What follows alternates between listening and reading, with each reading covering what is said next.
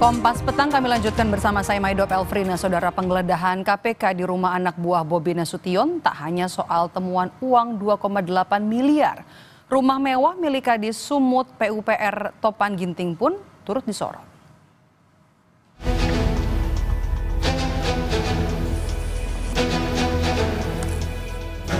KPK menggeledah rumah pribadi anak buah Bobi Nasution, Kepala Dinas PUPR yang telah ditetapkan sebagai tersangka kasus korupsi jalan Topan Obaja Putra Ginting. Rumah Topan di klaster Topas, Perumahan Royal Sumatera juga mencuri perhatian lantaran rumah di kawasan itu dipasarkan di situs jual beli rumah dan dihargai nyaris 2 miliar rupiah. Diduga, rumah yang baru ditinggali 6 bulan terakhir ini belum masuk dalam laporan harta kekayaan penyelenggara negara LHKPN KPK tahun 2024. Harta Topan Obaja Putra Ginting berdasarkan LHKPN KPK tahun 2024 sebagai Kepala Dinas PU Kota Medan mencapai total 4.991.948.201 rupiah.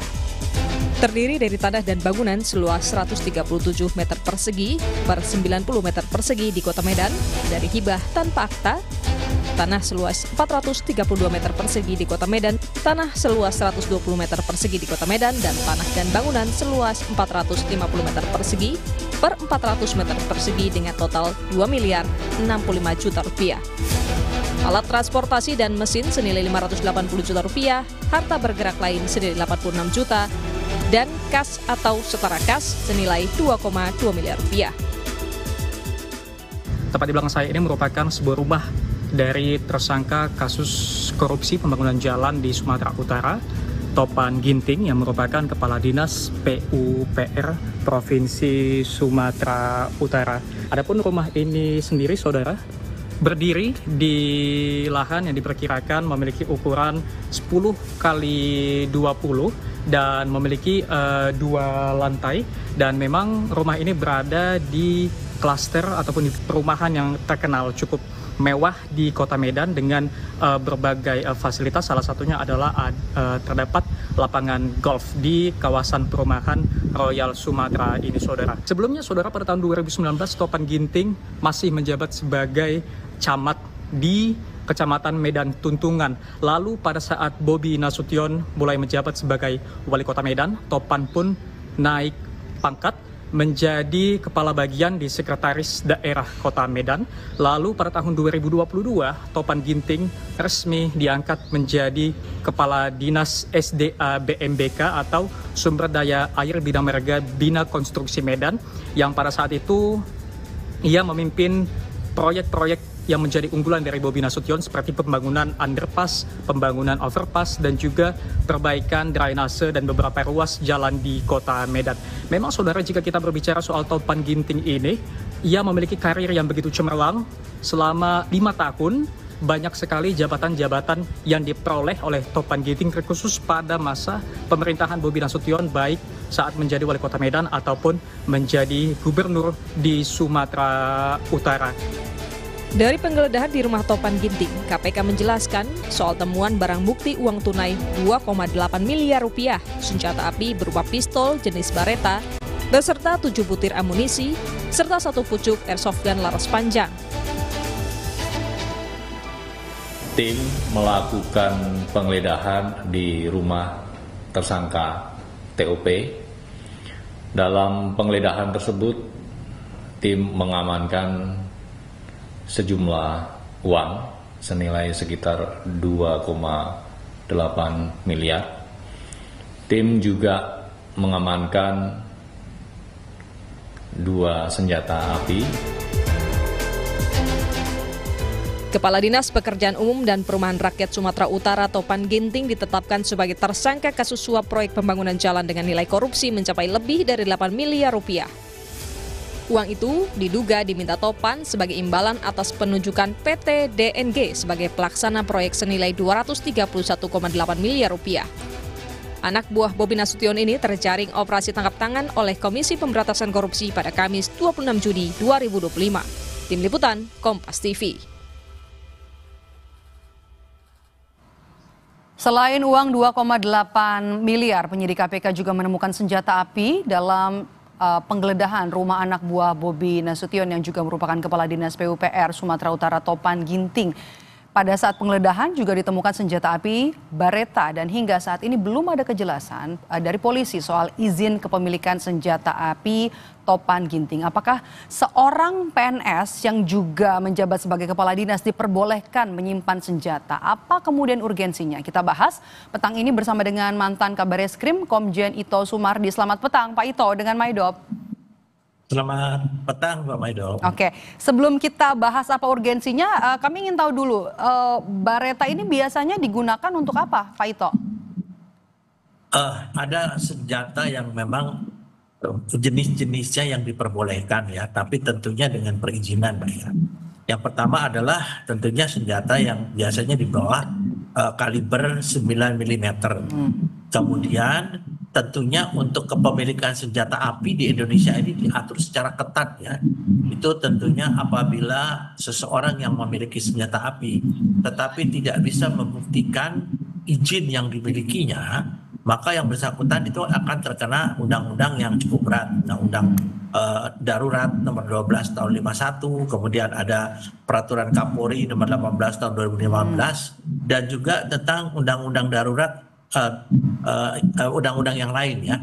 Jadi saya kira mungkin kalau diperbolehkan atau tidak memang ada beberapa pejabat ya yang mungkin karena tugasnya itu mereka diperbolehkan untuk memegang senjata api, tetapi itu pun juga yang terkait dengan misalnya bendahara atau pemilik bank ya atau ada yang profesinya itu betul-betul rawan ya terjadi kejahatan. Tapi itu izinnya memang harus dimiliki dan setiap tahun izin itu diperpanjang, Mbak. Seperti saya juga mempunyai Beretta juga, tapi saya juga setiap tahun memperpanjang izin. Kalau tidak berarti saya dianggap sebagai pemegang senjata api yang ilegal.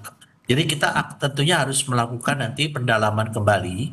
Kalau ternyata yang bersangkutan itu tidak memiliki izin, maka ada konsekuensi hukum yang diatur dalam undang-undang darurat ya 12 tahun 51 dengan ancaman hukumannya dari penjara sampai dengan hukuman mati ya. Nah, saya kira ini yang perlu nanti didalami oleh penyidik KPK dan tentunya bekerja sama dengan kepolisian karena izin senjata api itu hanya bagi orang sipil dikeluarkan oleh kepolisian. Demikian, Pak. Tadi kan Anda menyebut biasanya pun kalau misalnya ada pejabat yang memiliki atau juga mengantongi izin senjata api ini biasanya ada yang mau dilindungi begitu ya, bendahara tadi Anda bilang atau membawa uang begitu. Kalau untuk senjata Beretta ini sebenarnya Pak Ito bisa dimiliki warga sipil, kemudian siapa saja yang bisa mendapatkan izinnya Pak Ito? Sangat terbatas ya Mbak ya. Tadi saya sampaikan kaliber di bawah 9 mm itu biasanya ada diberikan kewenangan atau pemegang senjatanya dari orang-orang yang memiliki profesi sangat rawan dari kejahatan ya. Misalnya pimpinan bank ya, kemudian juga ada bendahara dan lain sebagainya. Tapi kalau yang kasus saudara AP ini TG ini, saya kira mungkin ini yang perlu didalami karena kalau saya melihat senjatanya itu kelihatan senjata yang bukan merupakan senjata yang baru ya, karena pada umumnya yang dimiliki itu adalah senjata yang memang kondisinya masih baik ya, sehingga yang bersangkutan ini tentunya akan ada pendalaman dari pihak KPK bekerja sama dengan pihak Mabes Polri untuk melihat keabsahan yang bersangkutan memiliki senjata api tersebut, termasuk yang soft gun itu ya. Soft gun juga harus ada izinnya, Mbak. Jadi Anda melihat, Anda membacanya seperti apa nih Pak Ito? Seorang aparatur sipil negara, kepala dinas, menyimpan senjata api, apa urgensinya Anda lihat? Kalau saya merupakan pendapat pribadi ya Mbak ya, saya kira yang bersangkutan ini mungkin tidak memiliki izin ya, mudah-mudahan saya tidak mendahului daripada penyidik ya. Mohon maaf kalau saya salah, tetapi menurut saya kalau melihat daripada senjata yang ditayangkan di media, kemudian juga dengan status jabatan yang bersangkutan yang hanya Kadis PUPR, itu saya kira tidak ada urgensi sama sekali yang bersangkutan bisa memegang senjata api tersebut. Tapi tentunya nanti akan didalami apakah yang bersangkutan memiliki izin atau tidak. Kalaupun memiliki izin, apakah izinnya itu masih berlaku atau tidak. Nah, itu akan menjadi nanti bahan bagi penyidik untuk bisa apakah yang bersangkutan bisa dikenakan undang-undang pemegang senjata api tanpa izinnya. Tapi PNS, ASN maksud saya, atau seorang kepala dinas bisa mengurus izin untuk pemilikan senjata api? Saya kalau melihat daripada pengalaman saya, ini memang sudah janggal sekali ya Pak ya, janggal. Jadi tadi saya sampaikan, kalau pendapat secara pribadi, kelihatannya saya meragukan bahwa yang bersangkutan itu memiliki izin ya. Nah, tapi kita tentunya menunggu daripada hasil pendalaman teman-teman. Nanti saya juga tentunya akan koordinasi dengan teman-teman yang saat ini sedang menangani permasalahan saudara Topan ini ya. Baik, terima kasih sudah bergabung bersama kami mantan Kabar Eskrim Komjen Purnawirawan Ito Sumardi di Kompas Petang hari ini. Sehat selalu, Pak Ito. Ya, terima kasih, Pak. Usai jeda.